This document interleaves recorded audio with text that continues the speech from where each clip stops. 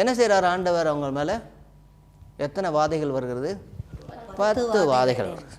இந்த 10 வாதைகள் அனைத்துமே கர்த்தர் 10 விதமான அவருடைய தேவதைகளுக்கு மாறாக எதிராக வந்தவைகள் எல்லாமே. 10 வாதைகள். என்னென்ன வாதைகள்லாம் வந்துச்சுன்னு ஒரு ஐடியா இருக்குதா? தண்ணி இந்த திராட்சை ரசமாக மாறினுச்சு இல்லையா?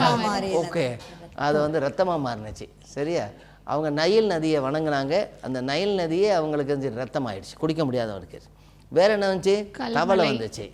தவளை தலையுள்ள தேவதையை வணங்கினாங்க. அவங்க தேவதையே வீட்டுக்குள்ளே வந்தபோது பால் சட்டியிலையும் பாத்திர சட்டியிலையும் விழுந்தபோது ஐயோன்னு தூக்கி போட்டாங்க.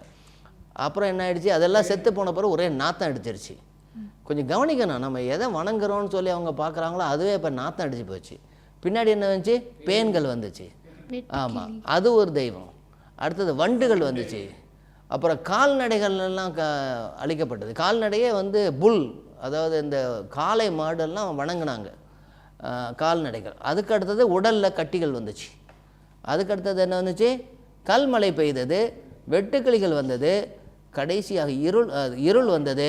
சூரியனையும் சந்திரனையும் வணங்கினாங்க, அதுவே ஆஃப் ஆகிடுச்சு, ஃபுல்லாக எலக்ட்ரிசிட்டி போயிடுச்சு. அதுக்கு அடுத்தது தலைச்சன் பிள்ளை. தலைச்சன் பிள்ளை தான் அவங்களுக்கு வந்து தேவதை. ஒரு வீட்டில் வந்து பெரியவங்க வந்து தலைச்சன் பிள்ளை. இது எல்லாமே 3 காரணங்களுக்காக வந்தனேன்னு சொல்கிறாங்க. 3 காரணங்கள். ஒன்று, கவனிங்க, இஸ்ரவேல் ஜனங்களை அனுப்பிவிடுவதற்கு சரியானபடி பார்வோனுடைய இருதயத்தை உடைக்க வேண்டும். பார்வோன் அறிந்து கொள்ள வேண்டும் இது வந்து கர்த்தருடைய கரம். ஏன்னா அதில் மேஜிஷியனே எல்லாரும் சொல்லிடுறாங்க, அவருடைய மந்திரவாதிகளை சொல்கிறாங்க இது வந்து கர்த்தருடைய கரம், நாங்கள் ஒன்றும் செய்ய முடியாது. இது மற்றதெல்லாம் செஞ்சு பார்த்தாங்க, ஒன்றும் செய்ய முடியலை, கடைசியில் முடியலை.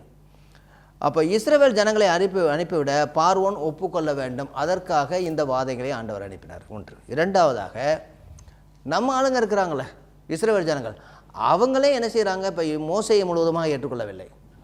ஆனால் இப்போ இந்த அனைத்து அடையாளங்கள் அற்புதங்கள் மூலமாக ஓங்கிய புயத்தினாலும் பலத்த கரத்தினாலும் அப்படின்னு சொல்லும்போது மோசையை இவர்கள் தலைவனாக ஏற்றுக்கொள்ள வேண்டும் எல்லாருமே இஸ்ரவேல் ஜனங்கள். மூன்றாவதாக, கர்த்தர் ஒருவரே தேவன், வேறு தேவதைகள் இல்லை என்பதை இந்த தேவதைகளும் அறிந்து கொள்ள வேண்டும்.